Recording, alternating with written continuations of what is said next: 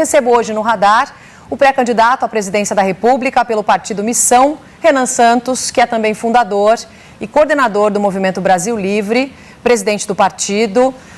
Presidente, pré-candidato, seja muito bem-vindo aqui aos estúdios do SBT News em São Paulo. Muito obrigado, uma honra estar aqui presente, um fã aqui do canal, então, enfim, vai ser um prazer trocar ideia com vocês.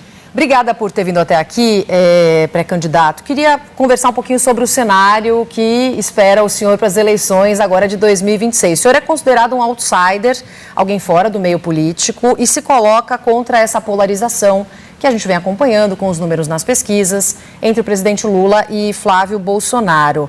Assim como temos também outros candidatos à direita. O que te separa desses outros candidatos para além de Lula e Flávio Bolsonaro? Bom, primeiro de tudo, a minha história. Como você descreveu, eu vim do movimento político, o Movimento Brasil Livre, que há mais de 10 anos vem lutando contra a corrupção, organizou as maiores manifestações que derrubaram a ex-presidente Dilma Rousseff, lutamos a favor da Operação Lava Jato. Quando o Bolsonaro chega ao poder e começa a errar, e a gente começa a ver escândalos acontecendo no governo Bolsonaro, diferente do restante da direita, especialmente dos pré-candidatos à direita, eu não passei pano, nem eu, nem o meu grupo, e nós pagamos um preço por isso. Ou seja, se está cometendo erro, se está roubando, se está agindo contra aquilo que a gente considera correto, não importa se você é de esquerda ou de direita, a gente vai bater. Essa sempre foi a nossa lógica. Naturalmente, nós somos um grupo mais à direita. Defendemos livre mercado, defendemos que a polícia tenha a condição de ir para cima dos bandidos, sem aquela turma dos direitos humanos enchendo o saco, mas isso não nos impede de, quando vê o erro sendo cometido no campo político que a gente faz parte, na direita a gente também bater. Isso diferencia do ponto de vista dos valores. Do ponto de vista das ideias, a gente está defendendo uma reforma muito profunda no Estado brasileiro. A gente percebe que o Estado brasileiro é dominado pelo que a gente chama de centrão. O centrão é absolutamente corrupto e isso está impedindo regiões inteiras do Brasil de se desenvolver. Eu rodei agora o Maranhão, estava rodando o Nordeste, é muito triste que eu vi ali. As pessoas continuam migrando do Nordeste para o Sudeste, para o Sul do Brasil, e há um motivo. E o motivo é político, e a gente quer resolver esse motivo para que o Brasil inteiro seja desenvolvido. O senhor não quer conversar com um eleitor mais moderado, então? O senhor se classifica como extrema-direita? Não, eu me classifico como uma pessoa extremamente honesta e mais inteligente e mais preparada do que os demais. Eu não vou ficar só no clichê. Porque as pessoas ficam só repetindo palavrinhas, jogando palavras ao vento. Ah, não, olha só, eu sou conservador, sou o cara de esquerda. Não, eu gosto do povo. Gosta de qual povo? O que é o gostar do povo do Lula? Quando você vai para o Maranhão, onde o Lula é muito bem votado, onde supostamente ele liga para aquelas pessoas, eu vi gente andando em cima de esgoto, dividindo comida com urubu. Eu não vi ninguém gostando de povo no Maranhão. Ao mesmo tempo, eu vejo os problemas no Sul-Sudeste, que a direita supostamente bolsonarista cuida. Ah, não, a gente resolve a questão da segurança. Resolve.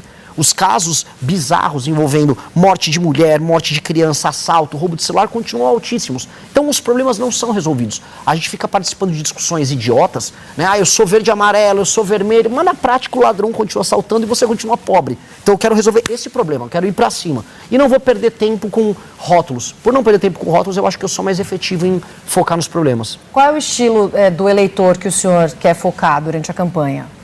Olha, eu não recuso voto, então eu não estou, vamos dizer, buscando o eleitor A, B ou C. Eu estou falando aquilo que é verdadeiro.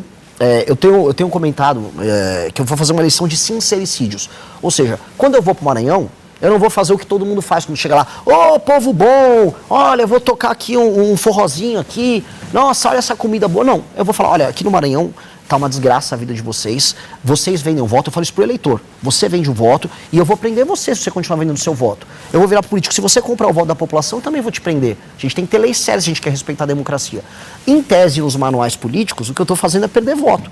Mas o que eu vi foi outra coisa. Eu falei a verdade pro eleitor, eu tratei o eleitor de uma maneira madura, tratei ele como adulto, e o eleitor respondeu de maneira positiva. Ele falou, não, Renan, você tem um ponto, você está certo. Tanto que nos lugares onde eu cometo esses sincericídios, ou seja, onde eu falo verdades que, em tese, não se fala para o eleitor, as pessoas estão reagindo bem.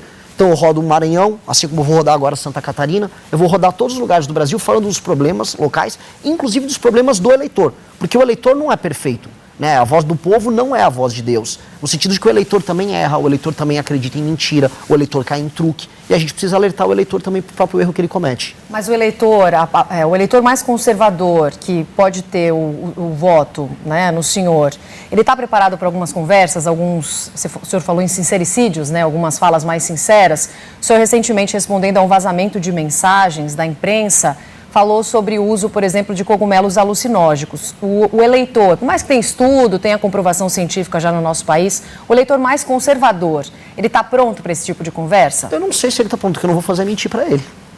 né? Se eu precisar mentir para ele, porque ele não está pronto para assuntar B ou C, quer dizer que eu sou um mentiroso, quer dizer que eu sou um farsante. Eu não estou afim desse papo.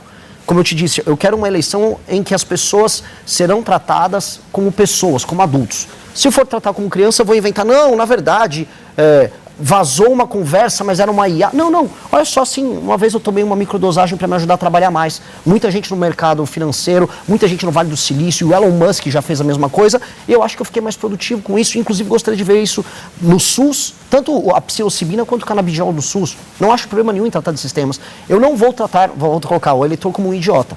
Mesmo que alguns não estejam prontos, mas é da vida, né? Não se agrada a todo mundo.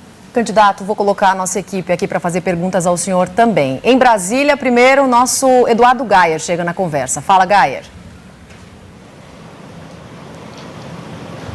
Oi, pré-candidato, bom dia, boa tarde já agora, obrigado pela entrevista. Queria ouvir um pouco o senhor a respeito de propostas. O senhor tem algumas propostas bastante ousadas, podemos dizer assim, como extinção de municípios, inclusive o senhor já chegou a falar sobre extinção do estado do Rio de Janeiro para formar ali uma cidade-estado. O senhor vai poder também me explicar um pouco melhor o que seria isso, mas muitas dessas propostas ou exigem mudanças na Constituição, o que por si só já precisa ter uma base no Congresso para aprovar. PEC é algo que demanda 3/5 de votos na Câmara e no Senado em 2 turnos. O senhor é um partido que ainda está começando, então teria de formar uma base, queria entender como seria isso. E a questão de extinção do Estado do Rio de Janeiro, tem gente dizendo que nem na Constituição dá para fazer, porque seria ferir cláusula pétrea, que é o atual modelo federativo. Então o senhor teria a proposta talvez de uma nova constituinte? Como seria isso? Suas propostas, elas são factíveis de verdade no Brasil? Tudo bom, Gayer? Excelentes perguntas, né? Sobre os municípios e depois sobre o Rio de Janeiro. Sobre os municípios, o que eu proponho é a fusão de municípios. Isso é permanentemente plausível, não é cláusula pétrea da Constituição, você vai ter que alterar via PEC. Alterar via PEC, se eu precisar fazer uma reforma fiscal que todos os pré-candidatos a presidente vão precisar fazer, será via PEC. Se eu precisar endereçar boa parte das questões que envolvem alterações às leis penais, leis de processo penal, algumas delas terão que ser via PEC também. A real é que, infelizmente, a nossa Constituição, como ela abarca tudo, ela faz o que você tenha que fazer PECs, como você mesmo citou, para tudo. E o próximo presidente da República terá que fazer isso. Eu, assim, o farei. E eu acho que nós precisamos fazer um governo muito reformista que altere a dinâmica. E por que eu quero fundir municípios de maneira clara? A maior parte dos municípios brasileiros não se sustenta e são muito mal administrados. Município pequeno, que é mal administrado, tem baixos indicadores, números de desenvolvimento humano, números de saúde, saneamento básico, educação, tem que se juntar com outros municípios e ter um prefeito só e 9 vereadoras. Eu vou demitir um monte de prefeito, um monte de vereadores do Brasil, que é basicamente um bando de parasita. Isso precisa ser feito. Sobre a questão do Rio de Janeiro, que também é importante, não é extinguir o Estado, é algo que é previsto na Constituição, que é criar um outro Estado, que seria o Estado da Guanabara, que já existia antes, que seria, vamos dizer, uma autonomia, uma cidade com um status diferente, que seria um status de Estado, como já existe, por exemplo, Buenos Aires, ele tem status de autonomia na Argentina, Xangai, Pequim, Hong Kong, que tem status de autonomia na China, que é tratar o Rio de Janeiro, que ele já é visto internacionalmente como porta de entrada do Brasil para o mundo, com esse status, que o orçamento do Rio de Janeiro seja focado em tratar dos seus problemas de segurança de maneira clara, do município, né, desse município autônomo, como ele se tornaria, que ele possa focar em ser um polo de tecnologia, um polo de turismo, um polo de entretenimento, como é, por exemplo, Dubai, um espaço de negócios. Acho que o Rio tem esse potencial infelizmente, não é atingido. A gente está vendo, inclusive, o Estado do Rio de Janeiro hoje decidindo quem vai assumir a Alerj para depois assumir o governo, ou seja, nunca termina nenhum governo, é um dos lugares, infelizmente, mais corruptos do Brasil. E sobre a viabilidade disso? Se eu saí de um partido político que foi realmente montado agora, em novembro, aparecido com 1% nas pesquisas.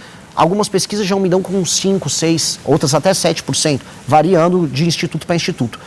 Se eu chegar até o final das eleições com 50% mais um dos votos, significa que eu movi a sociedade brasileira ao redor dessas propostas. E se eu conseguir fazer isso, não só o meu partido vai ter uma base, mas outros políticos eleitos por outros partidos também vão ser eleitos com uma plataforma similar. E aí é uma questão minha de ter a habilidade de saber montar uma composição majoritária na Câmara e no Senado. Pré-candidato, agora a Vitória Bel, nossa analista em Brasília, também tem perguntas para o senhor. Pré-candidato, como o senhor mesmo disse, vocês estão tentando também fazer o partido crescer, até para tentar não entrar na cláusula de barreira. O senhor acredita que com a candidatura do senhor será possível um crescimento de quanto do partido? Quantos deputados, por exemplo, vocês conseguiriam eleger já nessas eleições de outubro?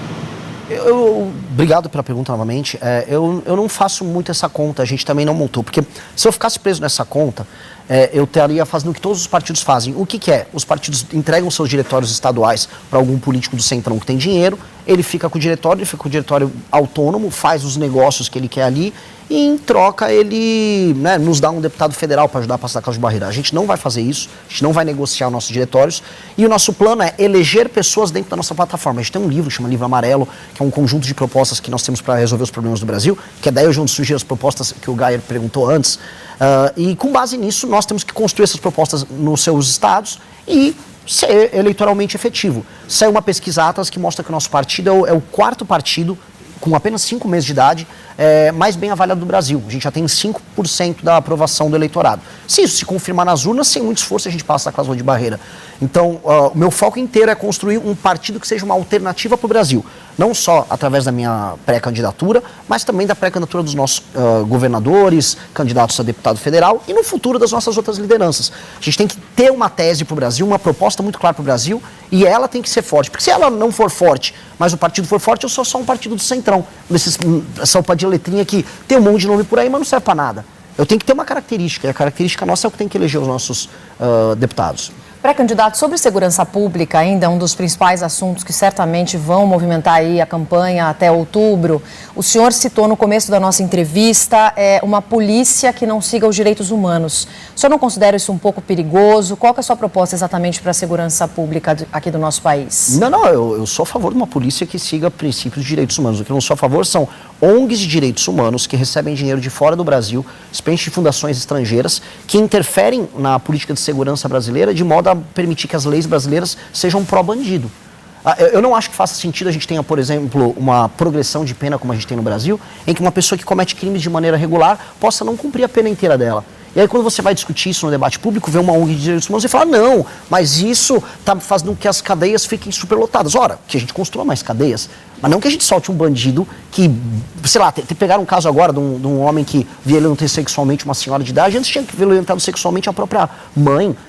Esse homem não tinha que ter o instituto da progressão de pena. Ele tinha que estar preso, do ponto de vista humano, para o resto da vida dele. Então, quando a gente discute sobre esses termos, são termos que não beneficiam a população brasileira e que, na prática, violam os direitos fundamentais do brasileiro. Por exemplo, o direito de ir e vir no Brasil. Uma mulher na rua tem direito de ir e vir? Ela tem a liberdade dela garantida? Ela tem medo de andar na rua. Então, ela tem um direito humano violado. Então, quando a gente não garante a segurança, quando o Estado não cumpre o seu papel, direitos humanos das vítimas são violados.